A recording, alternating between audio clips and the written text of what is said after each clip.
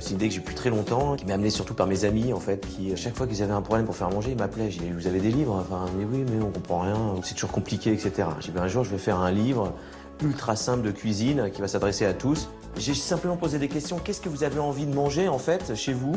On veut manger des pizzas, on veut manger des risottos, on veut manger des salades, on veut manger des plats mijotés. Une cuisine de qualité, c'est pas une cuisine où on met des couches, vous voyez, où on met beaucoup d'ingrédients. Je me suis mis comme contrainte pas plus de 6 ingrédients.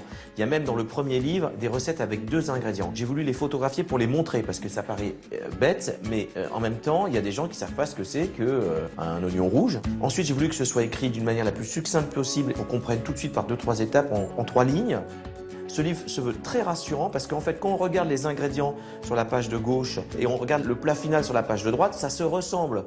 Et Jean-François passe lui-même au fourneau pour trouver des astuces qui simplifieront la vie de ses lecteurs. Je vais à l'essentiel et je donne juste le petit truc aux gens. Quand la courgette est coupée en rondelles, elle garde plus d'eau. Donc du coup, on est obligé de rajouter des œufs, de la crème, etc. Moi, j'ai pas besoin. En fait, de les râper, elles vont cuire plus rapidement. Elles vont bien se mélanger au fromage et comme ça, on aura bien le goût de la courgette. Du sel, un peu de poivre.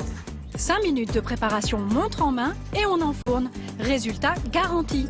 Le livre s'est déjà vendu à 340 000 exemplaires. Sophie ne cache pas son enthousiasme pour cette mine d'or. C'est un livre que j'adore parce que je le feuillette, parce que je le compulse, je pars de là, je prends des idées. Et c'est vraiment, même si c'est pas un livre de gastronomie, c'est un livre de cuisine au quotidien pour les mamans ou les papas qui rentrent du boulot un peu fatigués et qui ont voilà, envie d'un petit support sympa pour partir au pied de la lettre ou broder autour. Peut-être sur certains ingrédients, on peut avoir une hésitation, est-ce que c'est plutôt de la crème fraîche ou de la crème liquide? Et les temps de cuisson, moi j'ai toujours tendance à rajouter un petit peu. Les recettes qui m'appartiennent le plus sont les bouillons repas, qui sont très sympas, je trouve. On met plein d'ingrédients dans le bouillon et c'est tout à fait un repas complet.